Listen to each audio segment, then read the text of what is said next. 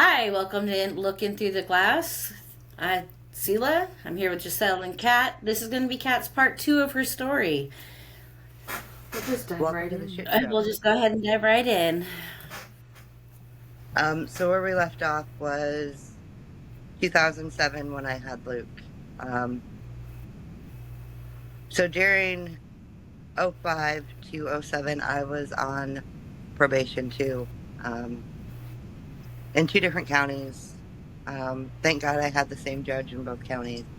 How lucky was I? Um, Yeah, how did that happen? so right before I had Luke, I finished both courts. Um, I had finished in Weld County, had just seen the judge, went to Adams County, and was going to pay off the rest of my fine. Well, we moved from Boulder to Golden, and somehow the courts never got my change of address, and they changed my court date. They pushed it forward, or no, they dropped it. They changed my court date to like 2 or 3 weeks before it was supposed to be, and I didn't know this. And I go and pay my court fines, and next thing you know, I'm getting arrested. And I got Sounds bonded like out. Las Vegas. It sounds so much like North Las Vegas. And that day, the judge, made an example out of me um, in both counties. Um, I had done deep recovery. I was doing 6 meetings a day, 7 days a week. I was doing anywhere from 4 to 6 UAs. I was doing random breathalyzers. I never missed one. I never had a hot one. Um, Mm-hmm. I had ran in the recovery community deep, hard. Um, I got sober for me, but most of all, I got sober for my oldest son, David.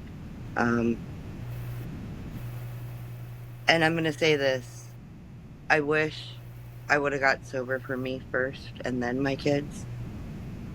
Um, and throughout my story, you'll understand why I say what I said. Um, I got bonded out and I had court the next week. And I was sitting in the courtroom and the judge hadn't even started the docket. This judge is looking over the docket and he sees my name and he's all, Miss Branstetter, podium now. And I'm like, shit. Bet. I get up there and he's like, why are you here? You want to explain yourself? And I'm like, well, this is what happened. We moved and I never got a notification of court. I said the last piece of paper I got from you guys stated that my court was next week. And he goes, well, we got the letter. It was returned to us. Um, but like I told you the last time I saw you last week, that if I saw you back in my courtroom, you'd do 5 years. And I'm not playing with you. And I mean, at that point, my heart stopped. Um, I'm ready to pop any day with Luke. Um, I turned my life over. I was sober. I was doing what I needed to do. I was in the community. Me and my dad would feed the homeless. We would go to the veteran stand down and help the vets in November. We would give them coffee. We You're would doing feed all them, of this. and the judge looked at me and he goes, I'm going to make an example out of you today. And I was like, oh God, here I go. He goes, I want to introduce Catherine to you guys, this entire courtroom. Um, this lady has busted her ass. She has not missed one UA. She has not missed one meeting. I told her that I wanted her to do 90 meetings in 90 days. This woman took it upon herself to do 6 classes a day, 7 days a week, and worked on top of that, and dealt with a pregnancy. So, any of you people in this courtroom that come up with any fucking excuses, and this judge cussed. Like, to hear him say fucking Oh yeah. excuses, I was blown away. Mhm. He's like, so, Mhm. yeah, this lady got picked up on a warrant because of miscommunication. He goes, but she's done everything in her power to change her life. So therefore, if I see you back in my courtroom, he goes, and I don't care if it's Adams County, Weld County, Boulder County, you will do 5 years. He goes, I don't care if it's a speeding ticket, ma'am.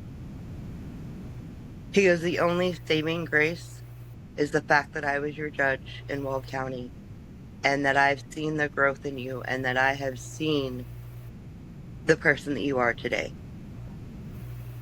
He goes, you have an additional $350 court fine for the warrant, and you have an additional $350 fine for pissing me off.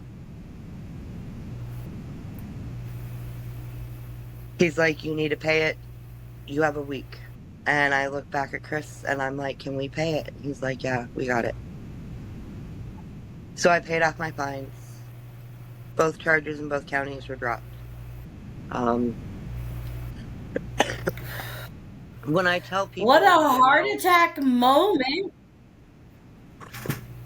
oh, it gets better. I'm walking out thinking, okay, I'm good. And he goes, Miss Brandstetter, if you think I'm playing, you can sit here for the next hour and you can hear this case that I'm going to pull up right now. He goes, I'm done playing with people. Yes, you did what you needed to do, but I'm not playing. So he made me sit and hear this next case that he called up. And this case, this kid just could not get sobriety and could not pull his head out of his ass. And this kid had a few charges and he was maybe 18. I want to say just turned 18 when he caught these. And he put this kid away for prison in 5 years.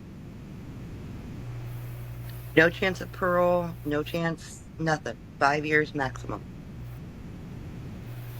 And he goes, Miss Branstetter, you can go ahead and leave, but you need to understand that will be you if you come back to my courtroom. And I said, Your Honor, you will not see me again. Nope, I'm done. And I stayed out of trouble up until here recently. That's another, we'll go get to that. But fast forward to February 17th, 2007. It was a blizzard, and I go into labor with Luke. And Chris and I had our issues, which every couple does. But I almost lost my life and almost lost my son that night. My blood pressure dropped to 55/33. They hit me with adrenaline. And I stayed up for the next 3 days because it was life and death there. They saved my life. And I remember Chris looking at me and saying, Don't you die on me, I need you. And that's when I thought he really loved me. Seeing him become the dad that he was at the time, it was a blessing. He really did love Luke. He really did love me. And we still had our issues. We still had our, typical relationship battles. At this point, David's back in my life. We're going every third weekend to go see David. Matt's parents had removed David from his dad, Matt, and they were raising him. David and I got a real good bond. Luke got his brother back. Luke had his brother. It was going really well until Matt moved back. The minute Matt moved back, the visitations with David stopped. Because of his wife was very insecure that I was back in Matt's life. Matt was the type of man and still the type of man that if he wants something, he gets what he wants. Doesn't matter what it is. Him being married doesn't keep him from cheating. Matt's line with me was, if you come back, you can still have David. I didn't love Matt. Matt and I's relationship was never love. It was a drug-induced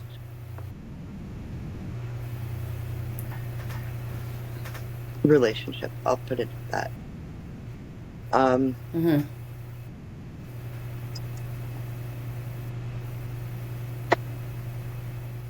Luke's second birthday, Matt came up to our place and he flat out told me, if you leave Chris, you and I can be a family. You can have David, you can have Luke. And because I told Matt that that would never be, that's not an option. What you did is what you did. Um, I will never forgive you for it. And we have a kid together, and that's it. That's where it stops. Mm-hmm. Mm-hmm. Because I would not feed into Matt's ego, the visitation stopped. David was in kindergarten then, and I didn't see David again until I think he was in like fourth grade. Um,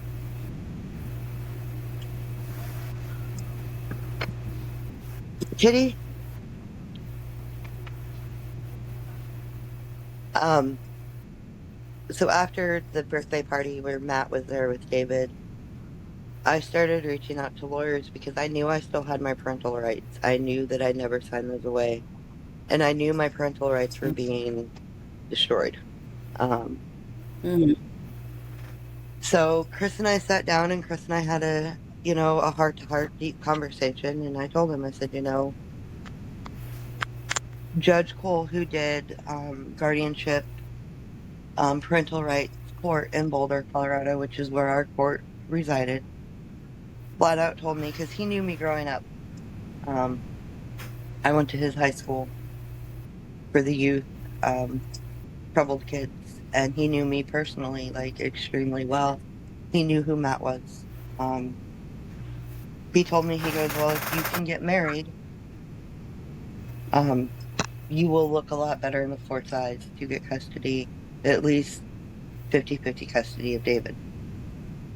So I had that conversation with Chris, and Chris was all about it. And I'm gonna be very honest.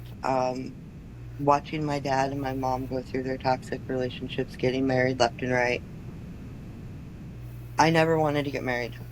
Marriage was a control piece of paper. But here's a mom who's turned her life around, trying to do right for her kids, trying to be the best mom that she can. Very active in the recovery community, very active in feeding the homeless, very active in helping the vets.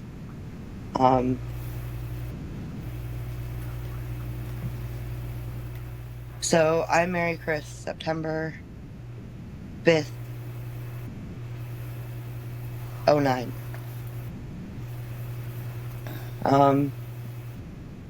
It was a small wedding, very small, very cheap. It was literally thrown together in 30 days. Do I regret marrying him? No. It was a very beautiful thing to go through. Watching my dad give me away was one of the best things. The pride, the joy in his eyes, the joy on his face. Watching my mom glow as she saw me get married. Watching my stepmom take me wedding shopping. This lady is a lady that showed up in my life that didn't have to. She walked into my life in 1993 as a big sister, and she became my mom over the years. And she helped me do the wedding dress. She helped me do the cake. She helped me do the flowers, the cards. I'm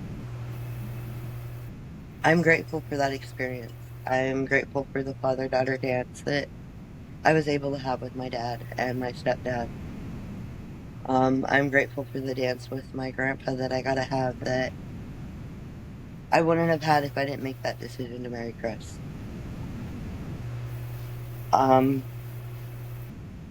3 months later, I'm getting ready to start the court proceedings, and Chris tells me that he's not going to help me with a lawyer. He's not going to help me fight for David because David's not his. His worry is Luke and I, and David's not his worry, so therefore he's not going to help me. I can say that that's when a lot of the bitter anger started between the two of us.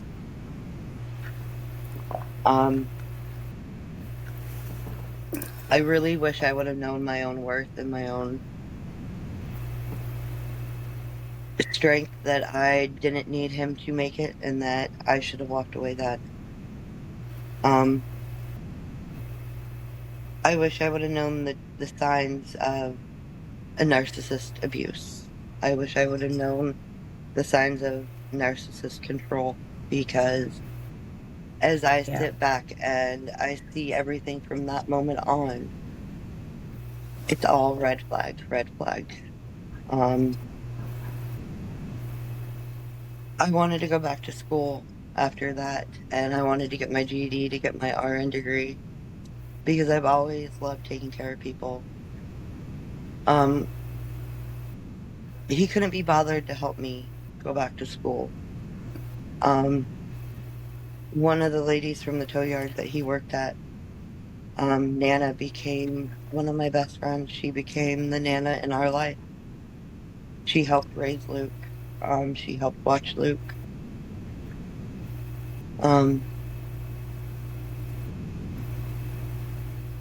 I would go to school 3 days a week. I would leave early in the morning and I'd get back right before her husband would get home at 5 o'clock, and I'd pick Luke up. And I did a lot of pre-studying for my GED. And right before my GED, Chris found out it was $350, and he didn't want to pay for it. So I quit. We moved into another house in Evergreen, and our driveway, so Evergreen, Colorado is up in the mountains. It's a snow community. Our driveway would start out and go up, and it'd curve, and then it'd switch back. And when I say that this driveway was at a slope like this, I'm not joking. And we would get feet upon feet of snow. And with him being in a tow truck, if the driveway had snow on it, he would not be able to come home. So in the winter, Luke and I would shovel the driveway by hand. And I finally had had enough of it, and Chris's boss had had enough of me having to shovel by hand for him to be able to come home, that he gave Chris a snowplow. And Chris put it on the truck, and he's like, here you go, figure it out. I don't know what to tell you. So Luke and I would sit in that truck, and I would go and snowplow driveways in the community for old couples or elderly that weren't able to do it so that they could get out. And I made good money doing it. And there's little Luke, 2.5, 3 years old, giggling as I'm hitting snowdrifts. And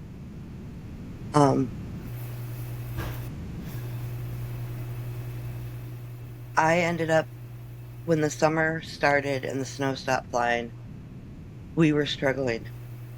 I mean, I had $5 a week to plan meals for 3 of us. Chris is working 24/7. I think that this is when the affair started. I think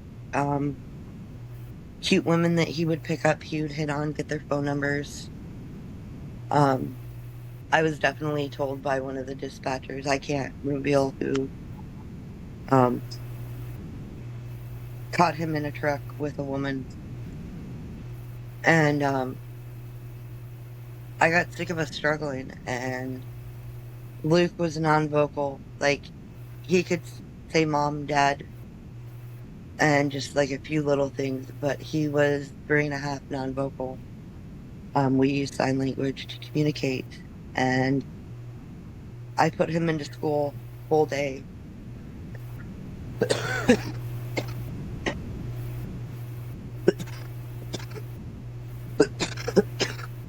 And I was working two jobs, two full-time jobs at this point. One at a sun tanning and one as a gas station clerk. I was making more money than my ex-husband was um, doing tow truck and having a CDL. Um, the summer hit and school was out, and I'm still working two jobs. My money was his money was his money. Um, Mm-hmm. I I remember had to that call all my too well. dad. I had to call my dad because the lady that we had babysitting Luke did not get along with her. She was a good girl. She was a good babysitter. But Luke wanted his mom. Luke wanted his dad. And I called my dad and I was like, Dad, I need your help. I need you to take Luke Monday through Friday. I'll pick him up Saturday and I'll have him Sunday and I'll drop him off Monday. So all summer long, my dad raised my son. I was lucky if I had the chance to go get him on a Saturday. Mm-hmm. Um, Luke was supposed to start pre-K again. Or no, it was his year that he was going to start pre-K. And Chris and I had gotten into it. Chris had thrown David in my face. This was the first time Chris ever hit me physically. We had gotten into it, and he popped me in the mouth. And I packed up Luke and myself, and I left for 2 weeks. Well, when I left, I quit my job, both of them. Mm-hmm. Um, my best friend Ryan got a hold of me, and we had that heart-to-heart talk that only him and I could ever have. And this is my best friend. I mean, this is my ride or die. Been through everything in life with me. My safe place when my dad was crossing the line. My safe place when Matt and I would fight. I could crawl into his bed, go to sleep. He'd be at work. He'd come home from work. I'd be in his bed. He'd fall asleep on the couch. Or he'd crawl into bed with me. And, it was that safe buddy that I had. And So I'm getting a he heads got, up that your phone is at 20%. yeah, I just looked at that and I was like, okay. Yeah, I got an alert saying that to tell you that your phone is at 20% to plug it in. That's weird. And so him and I went and did what we did best. We would go drive around, listen to music, and we would find a spot and we'd sit on the hood of his car and talk. Hmm. And he had met Chris a few times. He had seen how happy I was. He thought Chris was a good guy. I thought Chris was a good guy. He's like, Kat, everybody fucks up once. Hmm. Do you really want to raise Luke by yourself? You really, this man is fucked up. Forgive him. Give him another chance. And to this day, I can say Ryan really kicks himself in the ass for ever having that conversation with me. He wishes that he would have told me to not go back. But I went back. Um, I told Chris, I said, you have till Luke starts school to find a new job. I'm done. I'm not doing this no more. We can't afford to live up here in Evergreen. I need to be closer to my family. You need to figure it out. I don't mind working, but I'm not working two jobs. I want to go back to school. I want to do better for me. Hmm. And he decided to try out the oil field. So we moved 2 hours away from Evergreen to be around my family. Um, it worked out well, really well. Um, he worked nights, I worked days. He was off 1 week a month. Um, we did okay. The control was still there. Who I could hang out with, what I could do was still there. And then it became the house wasn't clean enough. Even though I've always kept a clean house. Mm-hmm. Um, he would miss the events with the kids, with Luke. Um, he got laid off from the oil field and went to work for Kenworth. And that's when we really started having our problems. I was pregnant with Dylan. Um, I had just gotten guardianship of my godson. Um, I'd raised my godson from the time he was born, 9 weeks premature, 3 pounds, 14 ounces. I'd raised him on and off. That was my baby. Mm-hmm. But some situations happened in his life where we had to get emergency guardianship on him. And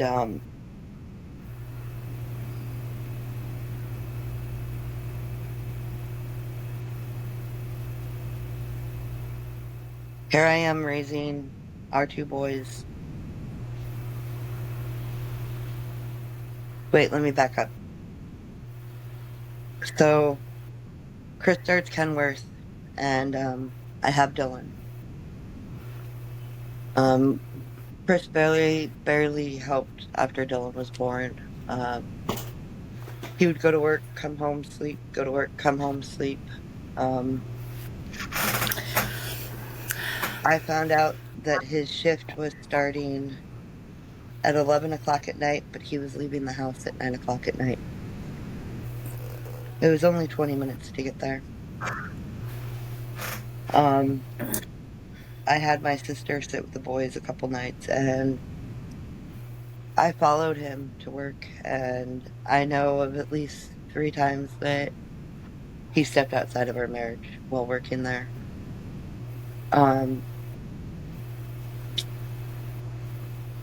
I'm trapped. I've got no education. I've got no work. I've got 2 kids. So I don't say anything about it. I make a plan.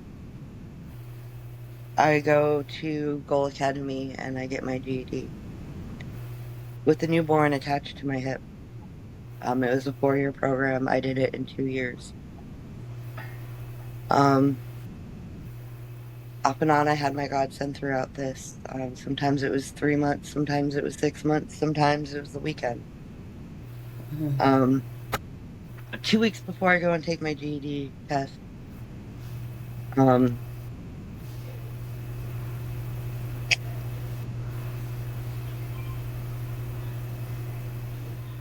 go and pick up my godson.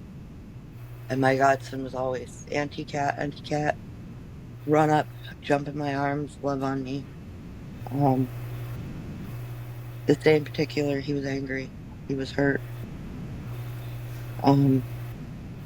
He would always ask me, Auntie, will you zip up my jacket? Yeah, baby. This day, he sees me and he goes, you're late. I'm mad at you. Okay. We're in a mood today. All right. I asked his dad, what happened? And his dad's like, nothing. His parents had separated. His mom, I knew at the time, was using and self-medicating. And his dad was my ex-husband's best friend. And everything I would say to Riley, anger came out. Well, anybody that knows trauma, that's been through trauma, you take the anger out on the one person you can push away that's not going to walk away. And so I tell him, get your little snippy ass in the truck, let's go. We're in the truck, the heat's on, it's February, and he's got a dual insulated heavy winter coat on. And I mean, it's zipped up to here. I'm all right. What do you want for dinner? I don't know. I'm not hungry. I'm mad at you. All right. Riley, why don't you take your jacket off? It's hot in here. The heat's on, we're all sweating. I can see the sweat dripping on your face. No, I'm mad at you. Leave me alone. Don't talk to me. All right. Turn the music up. Start playing his songs that I know that'll get him to smile, get him to giggle. Nothing. It's an hour drive back to our place. And he gets inside, and I'm like, Riley, take your jacket off. You're inside. You know, you don't wear your coat inside. Leave me alone. I don't want to talk to you. Just leave me alone. Okay. Go with your bad self. Go play. Get out of my hair. And I start making his favorite dinner. And it was shepherd's pie. Like, this kid could eat a whole rack, like baker's pan of shepherd's pie. And he can smell it. And he comes in and he goes, Auntie, can we talk? I said, yeah, baby. And I picked him up, set him on the counter because I was cooking dinner. And he goes, no, I don't want to talk to you in here. I want to talk to you in your room where it's safe. I said, okay, let's go. I said, can we take this dang jacket off you? And I went to unzip it. And he grabbed it. He goes, no. And I was like, okay. I take him to my room and I set him on my bed and he unzips his jacket. This kid, and I'm not joking when I say this kid had the entire handprint on his throat. I start to see red. He takes off his jacket, and I can see bruises right here on his arms. Being grabbed. And he goes, Auntie, let me down. And I put him down because my bed was really tall. And he lifts up his shirt. From his armpit to his knee, he had 15 shoe impressions. You could see the steel toe boot. Like, you could see the stitching on the boot. I immediately call the sheriffs. And I call CPS. And I call Boulder County Sheriffs. Same fucking answer from them. There's nothing we can do. You removed him from the vet toxic situation. And CPS is like, well, there's nothing you can do. Mind you, in this kid's life, I had called CPS on him, on his parents, 35 times. I had removed Riley from his mom and dad at least 30 times. My dad watched Riley. My dad was driving down the street in Longmont. And all of a sudden, he sees this blonde-haired, blue-eyed little boy walking down the street in a diaper. My dad's in a TA, Trans Am. And all of a sudden, my dad locked up his tires and ran out and swooped up this baby boy, calls me,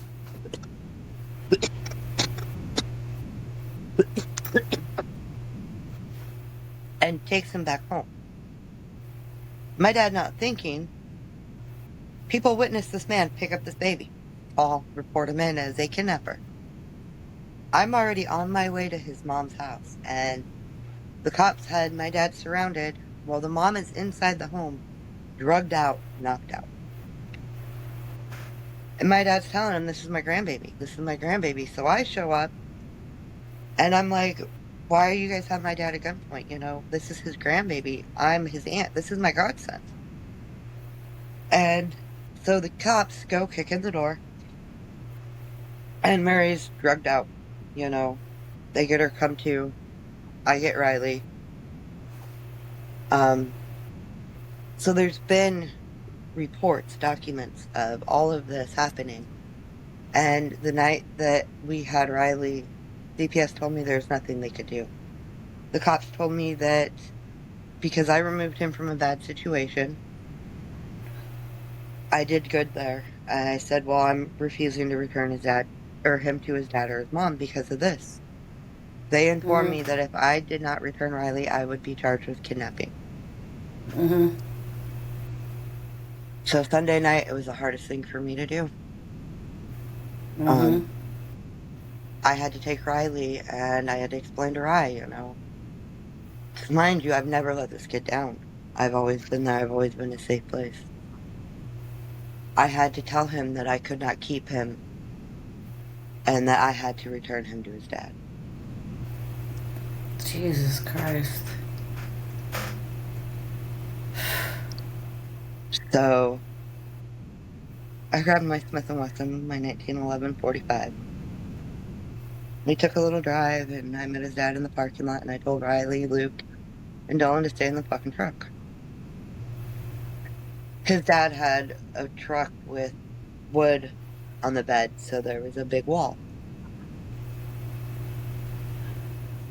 And I proceeded to inform his dad that I knew what he had done to Riley. And mind you, this is all being recorded. And I told him, I said, you ever put your hands on him again, I will gladly sit in jail for the rest of my life. What you've done to this kid is enough. I said, this isn't a threat, this is a promise. I said, and you can call the law. I said, because I'm in every right. I have every right to tell you right now, you putting your hands on this kid is done. We're done. So I get a hold of his mom. His mom was my best friend. I knew she had relapsed. I knew that she was running down that rabbit hole. And I told her, you know, you need to be at my house. I'm in Longmont. You've got till I get to Longmont to be at my house. And I showed her the photos. And I looked at her and told her, you know, you've got two choices. Either you can get sober and you can fight for Riley, or you can sit the fuck down and watch me raise your baby. But tomorrow, you're going to the police, you're going to the courts, you are going to the school, you're getting Riley, you're filing charges because you're the only one that can, because I can't, and you're getting a protective order. Mm-hmm. We got Rye. We went to the courts, got the protective order, went to go to CPS. She didn't want to go. I drug her in there, kicking and screaming. I showed the CPS officer everything that happened with Rye. And CPS was like, well, there's nothing we can do. Even though we see these charges, we are not willing to open any case. I looked at that CPS officer. I said, and because of you, people like you, this is why children end up dead. Mm-hmm. 100%. And I walked But out. you're away from a parent, from another parent that's actually good and having a hard time.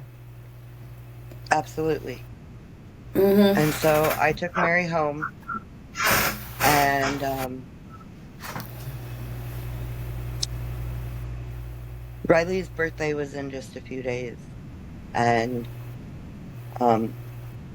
this is all like literally a week before his birthday, a week before my graduation. I graduate my GED. I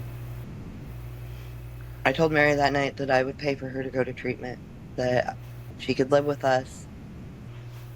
I would have possession of Riley, whatnot, whatnot. And she was all about it until a week into it. Riley's birthday, she just got her taxes. His 6th birthday. She shows up to my house, higher than I think I had ever seen her, and I proceeded to kick her out of my house. She took her entire tax refund and blew the money. She showed up with a Lego set, $35 Lego set, and a girl's birthday cake because she forgot to order his cake.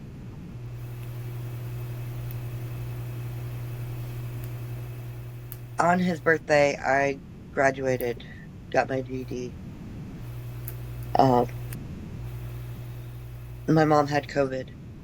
So here I am trying to do my life, and I get a call from Mary pretty much owning that she just fucked up. So in between taking care of my mom with COVID, my graduation, I had to stop at the store, buy Riley a cake, buy him some presents. And I figured, you know, I knew she'd fucked up. I knew she used. I get home, dude, and she's yelling at the kids like they're pieces of shit. And when it comes to my kids,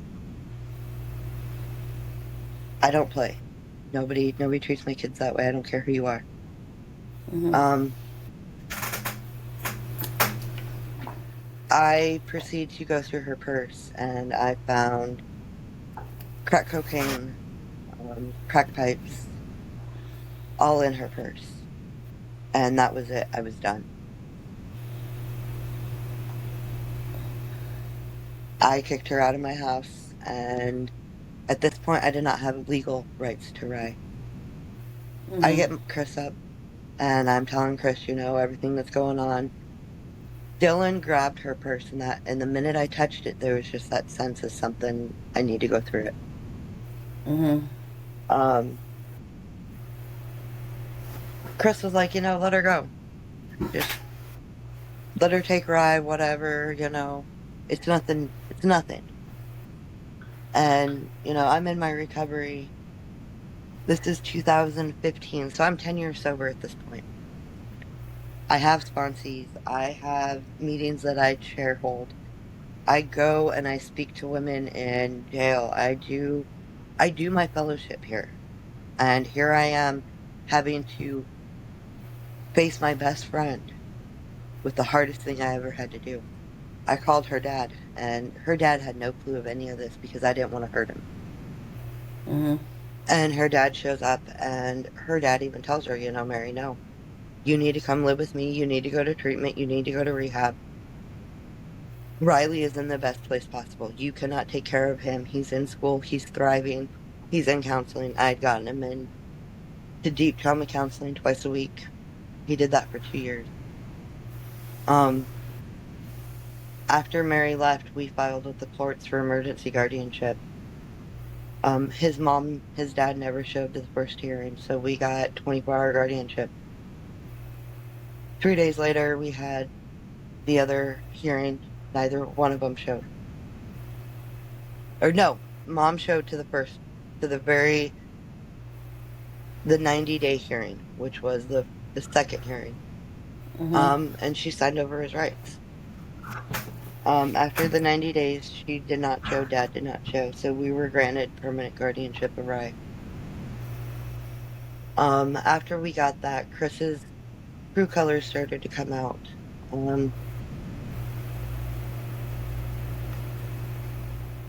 He had the audacity to sit there and tell me that the love I had for him went to a child.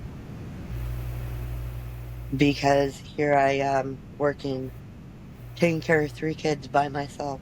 He goes to work, comes home, goes to bed, gets up, Yeah. gets ready, goes to work. Nowhere in there do I have any help. Mm-hmm. I'm taking care of a house, raising our 2 children and a child that has needs. Riley, at this point, was hiding food throughout our house. It didn't matter where or what. There was food hidden all over. Um, Riley had backstepped in using the bathroom. I'm not going to go into detail because that's embarrassing They're for all him. signs of trauma. These are all symptoms or signs of trauma, serious trauma. So I got Riley involved in BACA, Bikers Against Child Abuse. Um, they would sit outside my house at night because there was no man at home. And they would watch because Riley was terrified his dad was going to come to the house and threaten us. Jesus. And Riley knew that I had my concealed carry. He knew that I'm that type. I don't care. So Chris and I start falling apart. We start fighting. We start, all of it. And I kicked him out. He slept in the truck a couple nights. Came back. Oh, let's fix this. I love you. That lasted 3 months. Here we go again. Another one. I kick him out. Tell him I'm done. I want a divorce. He pulled a gun on himself right in front of me, threatened to kill himself right in front of me. My 3 boys are in the house asleep. We're in the garage. This is going on. So, it's a traumatic relationship. Mm-hmm. I tell him let's do counseling. He agrees. Can't do counseling. Can't fit it into his schedule. Mm-hmm. So at this point, I'm staying just because of the kid. I just got custody of my godson. Here I am. My marriage is falling apart.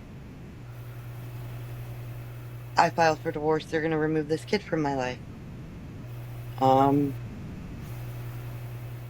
So I shut up and deal. Um,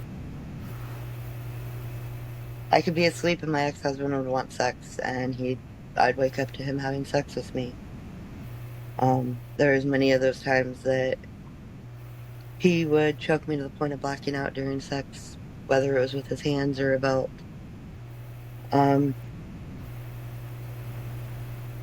There's a fine line between having a kink and being demonic. My Mm-hmm. ex-husband's very demonic. We went 2 years in our marriage without having sex. That's when him continuously starting to step out happened. I caught him a few times cheating on me. I caught him a few times on Instagram, Facebook, Craigslist. Um, he's went back to work in the oil field, so he's home 1 week, gone 2 weeks.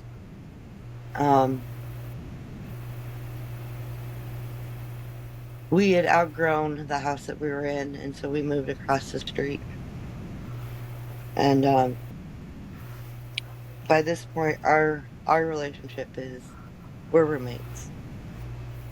Mm-hmm. It's 2017 to 2019. We live here at this apartment or this house.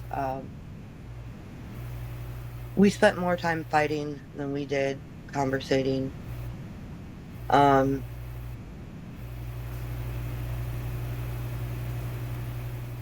He was only there for the birthdays because I would schedule the birthday parties around his time off, the holiday functions around his time off.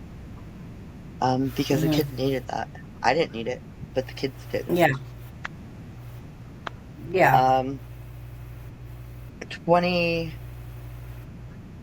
2018, I had had enough. Um, Told him we were done. I slept on the couch. He slept in bed. Um, I started doing counseling. He was supposed to be doing counseling, but, at this point, I knew he wasn't, but I wasn't worried about it. I wanted to fix me. Yeah. Um, my birthday, November 9th, he hands me divorce papers. He had started the process of divorce. All right, let's go. Um, I was okay with it. I was fine. I talked to my mom. I was going to move into my mom's house. We got a 3-bedroom. There's enough room for me and the boys. Chris showed up at my mom's one day for something, and my mom literally looked at him and said, "You're fucking stupid. You are losing the best thing that ever happened to you." And her family's going to wrap her around, and we're going to support her, and you're going to see her succeed. I never knew that my mom had that conversation until we actually got divorced in 2020. Mm-hmm. Um, I see a change in Chris. He starts showing up, starts being that man that I love, I fell in love with. And then comes up with this great plan, let's move to Texas. Let's work on us. Let's try and fix this marriage. And coming from a broken home, I didn't want to break up my kids from their home. So Mm-hmm. he convinces my dad to convince me to go to Texas because in my dad's eyes, my dad didn't know about any of this. I kept it from my dad. Um, so my dad convinced us to move to Texas. We moved there July 19th, 2019. First 3 months, honeymoon. Just a great honeymoon, We're doing date night. We're doing things with the kids. It's going good. He's home 2 weeks. He's gone 2 weeks, We live in this big fancy fucking house. Um, I come home and there's a woman's shirt in my bed that is definitely not mine. I confront him on it. This is November, I want to say. Um, he tells me that he bought the shirt from a yard sale or a thrift store. I can't remember. Some bullshit lie. I knew it. Mm-hmm.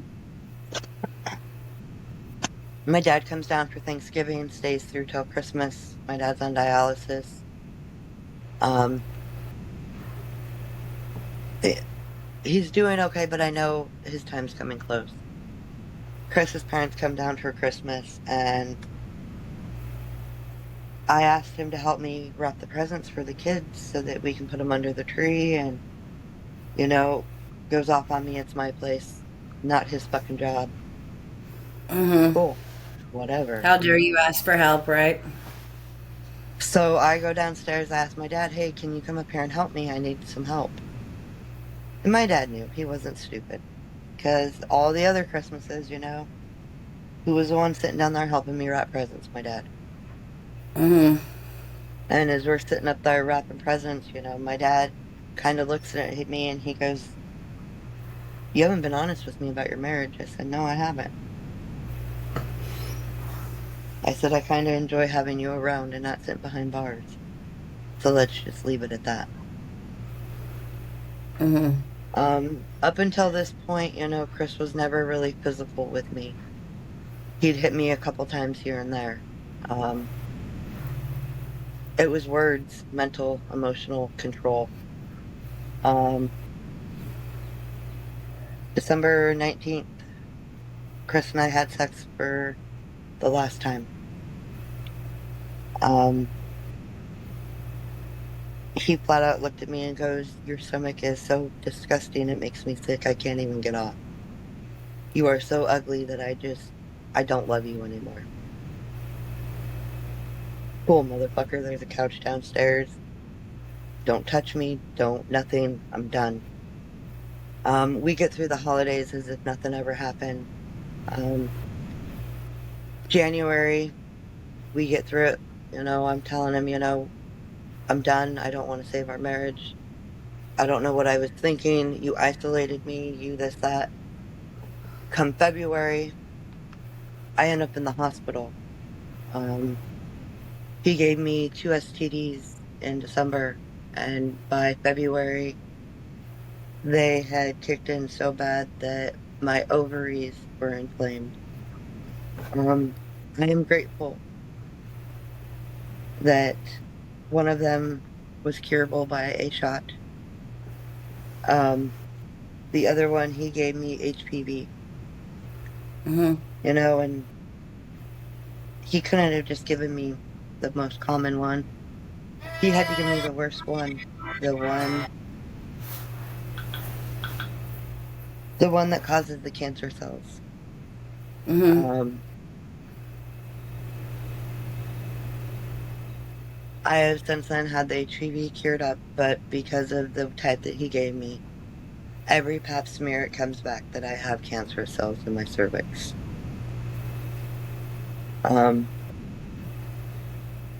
That was my breaking point.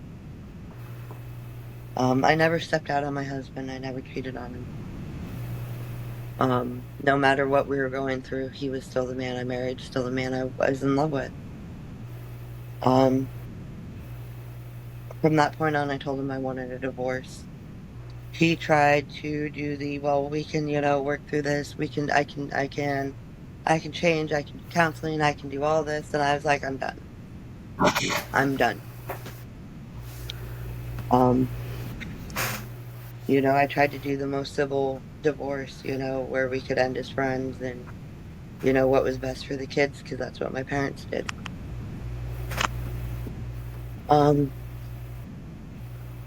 I told him, let's do a separation.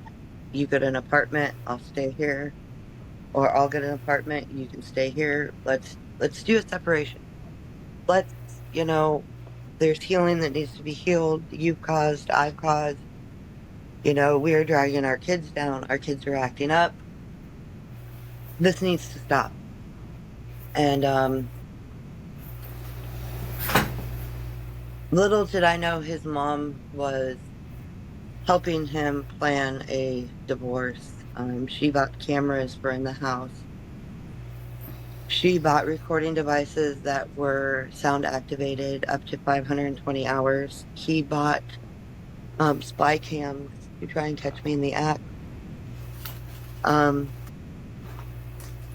Him and his mom called every lawyer in the county and surrounding counties and got a free consultation, or the $100 an hour consultation for an hour. So that when I finally filed for divorce, I didn't have a lawyer that was worth a shit. I filed divorce 2020, July 4th, 2020. That was my sobriety date. That was Independence Day. That was the day that I took my power back from my ex-husband.